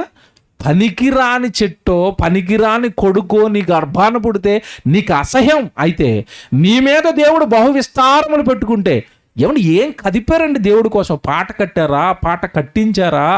నేను అడుగుతున్నాడు దావీదులాగా. లేదంటే వాక్యం నేర్చుకున్నారా? ఒక ఆత్మకు వాక్యం చెప్పారా? ఒకరికి బాప్తిజం ఇచ్చారా? ఒకరిని దేవుడి వైపు నడిపించారా? అసలు మన జీవితంలో దేవుడికి ఏ తలంపులు నెరవేరుతున్నాయి మీరు చెప్పండి. ఎప్పుడు మనకున్నవన్నీ ఆయన మీద రుద్దటం తప్ప నా మీద మీకున్న తలంపులు ఏంటి తండ్రి అని ఎవరు అడిగాడండి? ఎవరు అడుగుతారండి? ఎవరు అడుగుతున్నారండి? విశ్వాన్ని పెట్టుబడిగా పెట్టాడండి మహానుభావుడు. కొనకకుండా నిద్రపోకుండా అహోరాత్రులు మన వైపే చూస్తూ చేతులు చాపుకొని ఎప్పుడు వస్తాం ఆయన దగ్గరికని ఈ సృష్టిని కష్టపడి నడిపిస్తుంటే ఆయన కష్టాన్ని అనుభవిస్తున్న మనుషులు ఆయన ఎడల బహు విస్తారమైన తలంపులు ఉంటే ఏదండి ఒక్కటి నెరవేర్చేవాడు ఏడండి? ఒక్కటండి ఇది నా మీద వేసేయండి, నేను చేసేస్తాను, ఈ భారం అంతా నాకు అప్పగించేయండి అని ఎవడంటాడండి? దేవుడి పని అనేసరికి వంతులు, దేవుడి పనులు అనేసరికి కీచులాటలు, వాక్యం తెలిసిన వాళ్ళు కూడా మొత్తం నాకు ఇచ్చేయండి, నేను దున్నేస్తాను అనాలా? ఎందుకంటే కొంచెమన్నా మీటర్ ముందుకు జరుగుతుందేమో. ఎంత ఉంది మీటరు? ఇంత పొడుగు మీటర్ ఉన్నప్పుడు మొత్తం నాకు ఇచ్చేయండి, ఏమైనా కొంచెం జరుగుతుందేమో అనాలి. అలా కాదు, అతనికి అది ఇవ్వండి, ఇతనికి అది ఇవ్వండి, ఏ బాధ లేని నాకు ఇవ్వండి. అంతే కదా? పనులు అడిగేటప్పుడు, దేవుడు పనులు అడిగేటప్పుడు ఎలాగ అడుగుతారు? వాళ్ళు దూరం వాళ్ళని పంపేయండి, దగ్గరగా ఉన్నది మాకు ఇవ్వండి. మీటర్ కదుపుకోవడానికి ఏం లేదు లోపల. నీకు ఇంకా వాక్యం అర్థమైనా రాలేదు చూడండి. ఇంకా మీకు విషయం తెలుసండి, వాక్యం చెప్తున్న నేను ప్రాక్టికల్గా పాటించడానికి మ్యాక్సిమం ప్రయత్నం చేస్తాను. ఏ రోజు ఇంట్లో ఉండను నేను. నిద్ర లేదు, ప్రయాణాల్లో అలసట, శరీరం అలిసిపోతుంది. కనీసం కూర్చునైనా మాట్లాడేస్తాను, వెళ్ళిపోతాను నేను అంతే. కూర్చునైనా మాట్లాడతాను, అక్కడ కూర్చునైనా మాట్లాడతాను. శరీరంలో ఆరోగ్యం లేకపోయినా, ఓపిక లేకపోయినా వెళ్ళిపోవాలి. మీటర్ ఎన్ను పెట్టుకున్నాడో నా మీద కొంచెమైనా కదపాలని పరిగెడతాను. పరుగు, నా పరుగుకిదేనండి వచ్చిన, నా పరుగుకిదే కారణం. పరుగెడతాను, పరుగు. కొంచెమైనా మీటర్ కదుపుతామేమో, ఎంతో ఆశ పెట్టుకున్నాడు కదా మీద, కొంచెమైనా మీదకి వెళ్తుందేమో మీటర్, కొంచెమైనా నెరవేర్చాను అంటాడేమో నన్ను పరిగెడతానండి. భయం వేసింది ఆ వచ్చిన చదువు. మీరు బైబిల్ చదువుకున్నప్పుడు మీకు ఏముంటుందో నాకు భయం వేసేస్తుంది. బహువిస్తారములు అన్నప్పుడు కనీసం ఇన్నన్న వేల మీద లెక్క పెట్టేవన్న దేవుడికి భూమి మీద మన పక్షాన కనబడకపోతే మన జీవితం ఏం పండినట్టండి దేవుడి కోసం? చెప్పండి, బాగా ఆలోచించుకోండి మీరంతా. పండిందా జీవితం? ఏవి నా పేరట దేవుడికి మహిమ తెచ్చేవేవి కార్యక్రమాలు? ఎంత విస్తారమైన కార్యక్రమాలు నా పేరట ఏవండి? ఇప్పుడు చెప్తాను మీకు. దేవుడు సూపర్ అండి. ఆ వాక్యం సామాన్యమైన వాక్యం కదండి. ఆ 5వ వచనం, మా ఎడల నీకున్న తలంపులు ఎన్నట విస్తారములు అన్నాడు కదా. నిజంగా ఒక వ్యక్తి విస్తారమైన తలంపులు భూమి మీద దేవుడి కోసం నెరవేర్చగలుగుతాడా? మిమ్మల్ని అడుగుతున్నాను. నెరవేర్చగలుగుతాడా? చేయలేడా? మీకు అర్థమైంది చెప్పండి. చేయగలుగుతాడా? చేయలేడా? అవదండి అంటారా? మనం ఎప్పుడు అలాగే ఉంటాం. నెగిటివిటీ అవదండి, నీరసం అవుతుంది. దావీదుకు అయ్యింది. ఎలా చెప్పండి? దావీదు మన ఇంటి పక్కన ఎక్కడైనా మియాపూర్లో స్టాలిన్ నగర్లో పుట్టాడా? ఎక్కడ పుట్టాడు దావీదు? యెరూషలేములో. ఏమంటే అక్కడ ఆ పట్టణంలో పుట్టి ఆ తరంలో దావీదు దేవుడికి సేవ చేస్తే ఆ సేవా ఫలాలు ఇప్పుడున్న తరం అనుభవిస్తుందా, అనుభవించట్లేదా?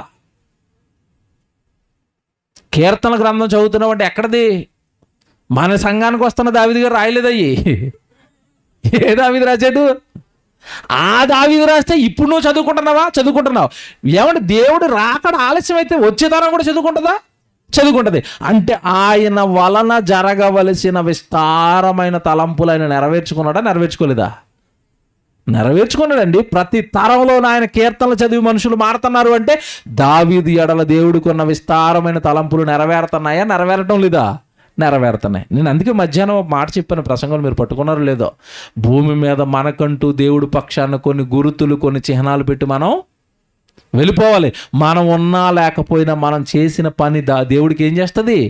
మహిమ తెస్తూ ఉంటుంది. బెస్ట్ ఎగ్జాంపుల్ సినిమా చెప్పాను. మియాపూర్ సంఘంలో ఉన్న వాళ్ళు అందరం చచ్చిపోతామండి. యూట్యూబ్లో ఉన్న సకల శాస్త్రాలను అధిగమించిన బైబిల్ సినిమా చచ్చిపోద్దా? ఎన్ని తరాలు చూస్తే ఇది మియాపూర్ సంఘం వాళ్ళు తీసి వెళ్ళిపోయారటండి.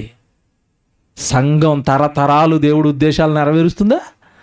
నెరవేరుస్తుంది. అంటే ఒక మనిషి మీద దేవుడు విస్తారమైన తలంపులు పెట్టుకున్నాడు. ఆ తలంపులు పండాలి అంటే నువ్వు ఈ తరంలో నీ చేతికి వచ్చిన ఏ పని అయినా ఎలా చేయరట? అది ప్రసంగి గ్రంథం ఇప్పుడు చదవండి. ఇది ఎప్పుడు నెరవేరుతుంది? ఈ తలంపులు బాహ్య విస్తారమైన తలంపులు అంటే ఇప్పుడు చెప్తాను. ప్రసంగి గ్రంథం 9వ అధ్యాయం 10వ వచనం. ప్రసంగి గ్రంథం 9వ అధ్యాయము 10వ వచనం. చేయుటకు నీ చేతికి వచ్చిన ఏ పని అయినను నీ శక్తి లోపం లేకుండా చెయ్యి. అంటే దేవుడు నీ చేతికి ఏ పని అప్పగించినప్పుడు నువ్వేం చేయాలి? వద్దులే బ్రదర్ ఈసారి ఆయనకి ఇచ్చేయండి అంటావా? లేదా నాకు ఇచ్చేయండి అనాలా? మీకు అర్థమైందా? ఈసారికి మా ఫ్యామిలీతో అవుదండి, ఆ ఫ్యామిలీతో కానిచ్చేయండి అంటే నువ్వేం చేసావు? తోసేసావు పక్కకే. ఇదేంటి ఇది? అసలు పని దొరకటమే ఏమండి దౌర్భాగ్యం అంటే. ఎవడన్నా పిలిచి ఏమండి కొంచెం కలెక్టర్ ఉద్యోగం ఉందండి మీరు చేస్తారంటే, లేదంటే పక్క ఆయనకి ఇచ్చేయండి అంటారా? కింద మీద వచ్చినోడి మీద కాలు మీద పడిపోరు? రేషన్ కార్డుకి ముప్పు తిప్పలు పడుతున్నారండి మనుషులు. పింఛన్కి ముప్పు తిప్పలు. ఏదైనా గవర్నమెంట్ పథకం ఉందంటే అసలు రాత్రి పగలు అక్కడే జాగారమే కాదు, జాగారం పింఛను. ఏమంటే గవర్నమెంట్ స్థలమట, ఇల్లట, పొలవట. పప్ప దేవుడు పని కోరుండి ఇక్కడ ఏముంది చదవండి, కరెక్ట్గా చదవండి 10వ వచనం. చేయుటకు నీ చేతికి వచ్చిన ఏ పని అంటే మొత్తం మీద నీ చేతికి పని వస్తుందంటే దేవుడు నీ వరకు దాన్ని తెచ్చాడు. దావీదు నోట కొత్త పాట తెచ్చాడు. వద్దులే బాబు నేనేం కడతాను పాటలు అన్నాడు దావీదు. మహాభాగ్యం తండ్రి నేను కట్టేస్తాను అన్నాడు. మీకు కూడా చెప్పనా, నిన్న తమ్ముడు అనౌన్స్ చేసిరండి, నాతో డిస్కస్ చేసిరు. అన్నయ్య ఏటన్నయ్య మీ సంఘం అందరూ ఉన్నారు మీ సంఘంలో, ఆ మలయాళం చెల్లి ఉంది కదా, ఆ మలయాళం చెల్లితో మలయాళం పాటలు చేసేద్దాం అన్నాడు. ఎలాగుంది ఇది? కొత్తది. ఒరే బాబు నువ్వు సూపర్, అర్జెంట్గా పట్టాలకి ఇచ్చాను నన్ను. ఆడు ఊరుకోడండి, నిద్ర దెయ్యం అది. సైతాన్ ఆడు నిద్రపోడు. ఆ పిల్లని పట్టుకోవటం, పాట రాయించేయటం, ట్యూన్లో పాడించేయటం, తర్వాత మియాపూర్ సంఘం ద్వారా ఒక కొత్త లాంగ్వేజ్లో పాటని దింపేస్తాను వచ్చే నెల కానీ పై నెల కానీ అంటున్నది. సరేండి, అంటే ఇప్పుడు సంఘం చేయడానికి రెడీగా ఉంది కనుక దేవుడు ఏమిస్తున్నాడు? పని అప్పగిస్తున్నాడు. నీ చేతికి వచ్చిన ఏ పని అని. ఇప్పుడు ఆడు వచ్చిన తర్వాత పాట కడతాను సంఘం తనప్పుడు, వద్దులే బాబు మా మియాపూర్ సంఘంలో డబ్బులు వద్దు, మా పాటలు దాని ఎలాగ ఉంటుంది మనకి? చిచ్చి, నేను అసలు ఊరుకోనండి. దేవుడు ఏదైనా తెచ్చి నాన్న చేస్తామంటే అయ్యో మహాభాగ్యం తండ్రి ఇచ్చేయండి, అప్పులు చేసేస్తాం. ముందు ఆయనకి మహిమ, ఆయన గొప్ప ఘనపరచబడాలి, ఆయన గొప్ప అవ్వాలి. ఇప్పుడు మలయాళంలో ఒక పాట దిగింది అనుకోండి, జాన్సన్ పాటలో అర్థం ఎలాగుంటుంది? మీరు కొత్తగా విన్నప్పుడు మీరు ఎలా ఫీల్ అయ్యారో మలయాళంలో ఆ పాట విన్నవాడికి ఎలాగుంటుంది? పప్ప భలే రాశాడండి ఎవరో, ఎక్కడండి ఈ పాట చూసారా? మారతారు. అదే అంటున్నాడు ఇక్కడ, నీ చేతికి వచ్చిన ఏ పని అయినా నీ శక్తి లోపం లేకుండా దాన్ని ఏం చేయాలి? ఇచ్చేయండి బాబు, మా ఫ్యామిలీకి ఇచ్చేయండి, మా కుటుంబానికి ఇచ్చేయండి, ఎవరికి ఇవ్వద్దండి, ఈ సంవత్సరం అంతా మేమే చేసేస్తామని అనాలి. మనం అలాగంటామా? తోసేయడలే పక్కకి స్కిప్. యూట్యూబ్లో యాడ్లు వస్తున్నప్పుడు అక్కడ పదం వస్తుందండి, స్కిప్ అంటే అర్థం ఏంటి? నచ్చకపోతే తోసేయని. యాడ్ నచ్చకపోతే ఏం చేస్తున్నారు? తోసేస్తున్నారు. అలా చాలామంది దేవుడు పని ఇస్తుంటే తోసేయి, మేము లోకల్లో బిజీగా ఉన్నాం, తోసేయి. ఎవరికి నష్టం? ఎవరికండి? నీ మీద ఎంత పొడుగుందో మీటరు, నువ్వేమో తోసుకుంటూ వెళ్ళిపోతున్నావు. ఎప్పుడవుతుంది మీటరు? అదేనండి విషయం. అక్కడ నీ చేతికి దేవుడు అప్పగిస్తున్నాడా? నీ చేతికి వచ్చిన ఏ పని అయినా నీ శక్తి లోపం లేకుండా చెయ్యి. మీకు మాట్లాడినండి, నిద్రలేని రాత్రులు గడుపుతాను నేను. ఆదివారం అమ్మయ్య ప్రసంగం లేదు ఈరోజు, నువ్వేమో జీవనాన్ని ప్రసంగం చెప్తాడు. చాలా రోజులకి దేవా స్తోత్రం రెస్ట్ ఇచ్చారనుకున్నాను, ఫోన్ వచ్చింది. ఆదివారం రాత్రి ప్రసంగం కావాలి బోనకల్ అన్నారు. ఇంకెక్కడ రెస్ట్? మీకు అర్థమైందా? నేను రాలేను, నేను అలిసిపోయినాను అంటాడు దేవుడు. ఎట్రా అలిసిపోయింది అంటాడు. పరిగెట్టడమే. నీ చేతికి వచ్చిన ఏ పని అయినా నీ శక్తి లోపం లేకుండా నువ్వేం చేయాలి? చెయ్యి. ఆరోగ్యం ఉన్నంతకాలమే కదండి మనం చేస్తాం. మనం ఎప్పుడు చేస్తాం చెప్పండి? శరీరం ఉన్నంతకాలమే కదా, ఇందులో ఆరోగ్యం ఉన్నంతకాలమే, ఇందులో బలం ఉన్నంతకాలమే కదండి. మీకు మాట్లాడినండి, మీరు అందరూ రైలు ప్రమాదం చూశారు, అక్కడ శరీరాలు చూశారు కదా ఎలా పడ్డాయో. వాళ్ళకంటే గొప్ప శరీరాలు అయితే మనవే. మన శరీరం అలా పడిపోతే మనకు అలాంటి ప్రమాదం ఏదైనా జరిగి మన ప్రాణం పోతే ఏం చేసామని దేవుడికి లెక్కలు చెప్తాం చెప్పండి? జీవితాన్ని వృధాగా మనుషుల కోసం, సంతోషాల కోసం, లోకం కోసం, ఏవో పనికిరాని వాటి కోసం అలాగే మనకి ఏదైనా ప్రమాదం జరిగి మన ప్రాణం పోతే ఇమీడియట్గా నరకానికి కదండి మన ఆత్మ. యుగయుగాలు కాలిపోవాలి కదండి అక్కడ దేవుడు ఇష్టాన్ని నెరవేర్చినందుకు. నీ మీద ఇన్ని తలంపులు పెట్టుకొని లోకానికి నిన్ను పంపిస్తే అసలు దేవుడి మీద నీకు ఇష్టమే ఉండదు, ఆశ ఉండదు, ఆయన సన్నిధి అంటే అసలు భయం ఉండదు. ఇష్టం ఉంటే వస్తావు, కష్టం ఉంటే తిరుగుతావు, నా వాళ్ళు అంటావు, సుఖాలు అంటావు, లోకం అంటావు. నిన్ను ఎలా చేర్చుకుంటాడు దేవుడు? అసలు నిన్ను ఎందుకు రాణిస్తాడు అసలు ఆయన ఉన్న లోకానికి? నీ మీద ఇన్ని తలంపులు ఉన్నాయి ఆయనకి, నువ్వేది పట్టించుకోవటం లేదు. వింటున్నావు, విడిచిపెడుతున్నావు, నాకు కాదులే అంటున్నావు, నా వాళ్ళకి కాదులే అంటున్నావు. ధైర్యంగా బ్రతికేస్తున్నారండి చాలామంది చూస్తే నాకు ఏంటో మరి వాక్యం చెప్తున్నా అర్థం అవుదా వీళ్ళకి? అసలు భయం వేయట్లేదా? దేవుడు భయం లేదా వీళ్ళకి? అమ్మో నన్ను దేవుడు ఏమైనా లెక్క అడుగుతాడేమో, వెళ్ళకపోతే, ఇవ్వకపోతే, చేయకపోతే నా లైఫ్ అయిపోతుందే, ఖర్చు పెట్టేస్తానన్న ఆయుష్కాలాన్ని అంతా, నువ్వు ఎందుకు అలాగా వృధాగా నీ ఆయుష్కాలాన్ని అంతా ఖర్చు పెట్టావు, దేవుడు లెక్క అడుగుతాడేమో భయం లేదా? లేదు, భయం లేకుండా బ్రతుకుతున్నారు, దేవుడు భయం లేకుండా. కాలాన్ని ఇచ్చింది దేవుడు. నువ్వు ఖర్చు పెడుతున్న ప్రతి గంట, నువ్వు ఖర్చు పెట్టిన ప్రతి రోజు, నువ్వు ఖర్చు పెట్టిన ప్రతి వారం దేవుడికి ఖచ్చితంగా లెక్కలు చెప్పాలి. ఎందుకురా నా దగ్గరికి రాలేదని పిలకట్టేస్తాడు రోజు. భూమి మీద అంత హ్యాపీగా ఉంది కాబట్టి తిరిగేస్తున్నాం, ఎవడట్టుకుంటే ఎవడు మాట్లాడతాడు. అందులోకి సీనన్న అసలు ఏమండు, అదే కదండి నా దగ్గర అలాగే ఉంది కంప్లైంట్ ఒకటి. ఏమండండి ఆయన వచ్చినా రాకపోయినా, నేను ఏమన్నా నాకేందుకు బాబు, మీటర్ మీది, నాకేందుకు గొడవ, ఎవడ మీటరు వాడిది. బైబిల్ ఏం చెప్పింది? వాని క్రియల చొప్పున వానికి మీరు పనిచేస్తే నాకు జీతం ఇస్తాడా, నేను పనిచేస్తే మీకు జీతం ఇస్తాడా? మీటర్ ఎవరిది? ఎవరి మీటర్ వాళ్ళది. ఎక్కడికి వెళ్తుందో చూసుకోవాల్సింది మీరు, నాకేం పని? చెప్తాను నేను, ఇస్తాను పని, రండి అంటాను. నా వద్దు మేము బిజీగా ఉన్నామంటే రైట్ వదిలేసేయండి, ఇంకొక అతనికి ఇవ్వండి, అంతే కదండి. నేను చెప్తారు నాకు అలాగ ఉందంటే అలాగ ఉందంటే, ఆయన వద్దంటే ఇంకొకరికి అది వేసే బాబు ఏం చేస్తాం మరి? మీకు అర్థమైంది ఇప్పుడు ఎన్ని ఉన్నాయి మీ మీద?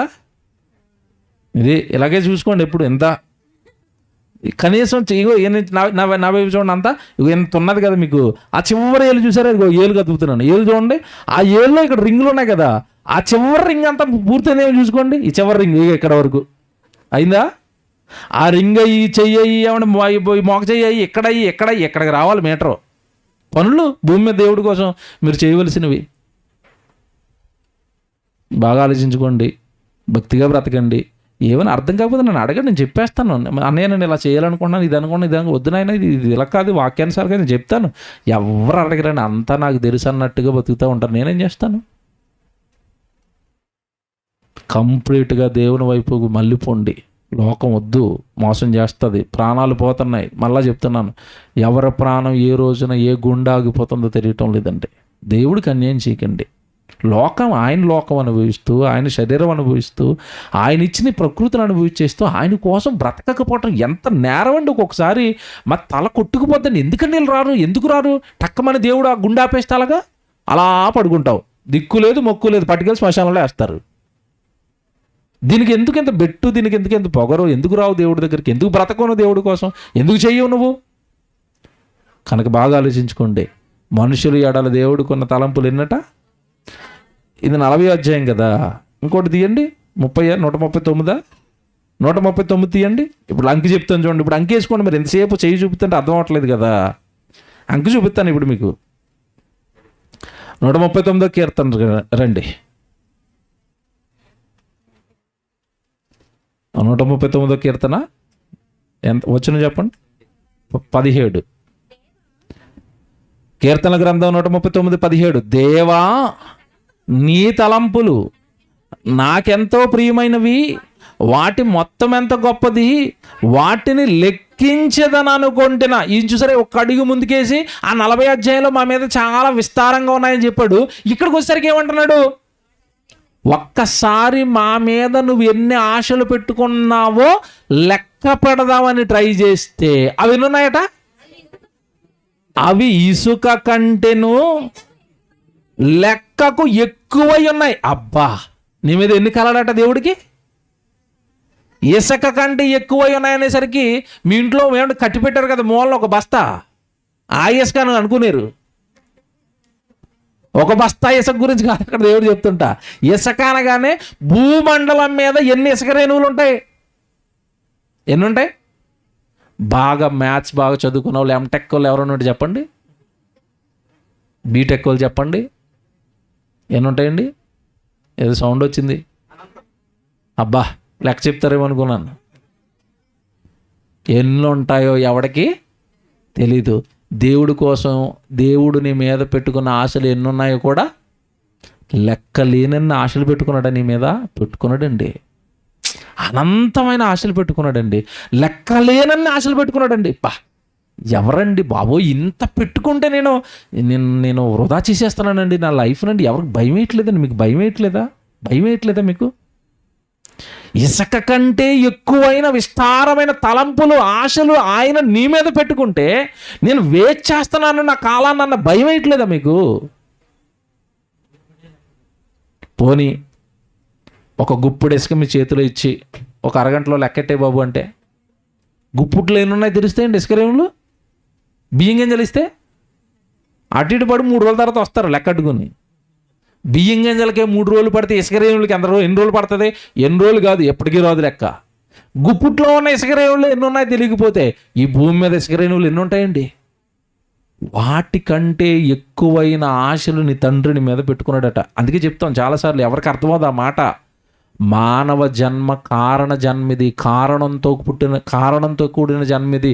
ఈ మానవుడు కారణ జన్ముడు. బాబోయ్ నీ మీద చాలా ఆశలు పెట్టుకున్నాడు మీ నాన్న అంటే ఎవరికి అర్థం అవ్వట్లేదు. ఇది పుట్టామా, చదువుకున్నామా, మంచి అమ్మాయిని చూసుకొని పెళ్లి చేసుకున్నామా, పిల్లలు కన్నామా, ఉద్యోగం వచ్చేసిందా, సెటిల్ అయిపోయామా. సెటిల్ అంటే ఏంటో డాబా కట్టడం, ఆ డాబా ముందు డొక్కు కారు ఒకటి ఉండటం, అమ్మయ్య సెటిల్ అంటున్నాడు. చిచ్చి సెటిల్ అయిపోతావు అక్కడ. నువ్వు ఈ భూమి మీద నేను సెటిల్ అన్నావంటే అక్కడ సెటిల్ అయిపోతావు. ఎక్కడ? పాతాళంలో సెటిల్ అయిపోతావు. ఇది కూడా ధనవంతుడు లాజరు ఇద్దరు ఉన్నారు బైబిల్లో. ఒకటి సెటిల్ అయిపోయాడు భూమి మీద. ఎవరు సెటిల్ అయిపోయారు? ప్రతిదినము సుఖపడుతున్నాడంట, తింటున్నాడు, తాగుతున్నాడు అంటే సెటిల్ అయిపోయాడు కదా. సెటిల్ అయిపోయాడు. ఇక్కడ సెటిల్ అయిపోయినందుకు అక్కడ సెటిల్ అయిపోయాడు వెళ్ళిపోయి. ఎక్కడ? పాతాళంలో. వాళ్ళ హృదయం నిండా మనుషులేనండి. కుటుంబం అంతా మనసు నిండా ఉంటుంది. వాళ్ళ గురించి అంటారు, వీళ్ళ గురించి అంటారు, వాళ్ళ పేర్లు వీళ్ళ పేర్లు. అసలు వాళ్ళ విచిత్రం ఏంటంటేనండి, చాలాసార్లు మా పిల్లల బర్త్డే కూడా మర్చిపోతాను నేను. చిన్నదాన్ని అడుగుతాను, నీ బర్త్డే ఎప్పుడు? ఆ డేట్ కన్ఫ్యూజ్. 7, 8, 8, 7 అటు నుంచి ఇటు కన్ఫ్యూజ్. అది పిల్లల డేట్లే గుర్తుండవు నాకు. కానీ కొంతమందిని గడపండి, వాళ్ళ తాతది, వాళ్ళ ముత్తాతది, వాళ్ళ బామ్మర్దిది, వాళ్ళ తోడల్లుడిది, వాళ్ళ బర్త్డేలకి వీళ్ళు రాత్రి 12 గంటలకు మెలుకుని ఉంటాడు వీడు. వాట్సాప్ స్టేటస్లు హ్యాపీ బర్త్డే చూసారా? వాళ్ళందరూ మనసునైనా నిండిపోయారు. ఏ మూలైనా దేవుడు ఉన్నాడా? ఉంటాడండి? అసహ్యం అండి అలాంటి జీవితాలు. అంటే దేవుడికి స్థానం లేని ప్రతి జీవితం దేవుడికి అసహ్యం. కనుక బాగా ఆలోచించుకోండి. మీ కన్నతండ్రి ప్రారంభంలో చెప్పాను కదా, మీరు ఎంతలాగా ఏ క్రియలు చేయకపోయినా మిమ్మల్ని ఎందుకు భరిస్తున్నాడు అంటే కారణం ఒకటే, రౌండ్ చేసుకోమన్నాడు కదా. ఆ రౌండ్ ఇప్పుడు చదువుకోండి. ఎందుకు రౌండ్ చేయమన్నది ఊరికనే చెప్పలేదు నేను ప్రారంభంలో. ఆ రౌండ్లో ఏముంది? ప్రేమ చేత ప్రేమించాడు గనక నువ్వు బ్రతకకపోయినా ఇంకా ఆయుష్కాలం ఇచ్చి, ఇంకా వాక్యం ఇచ్చి నా దగ్గరికి రా, బ్రతుకు అని నిన్ను శాసిస్తున్నాడు. ఒకటే కారణం, ఆ రౌండ్ ఏంటది? ప్రేమ. ఆ ప్రేమ కూడా ఒకనాడు నశించిపోద్ది. ఎంతకాలం ఓర్చుకుంటాడు? ఆ ప్రేమ నశించిపోయేంత వరకు మనం దేవుడిని బాధ పెట్టకూడదు. ఓకే.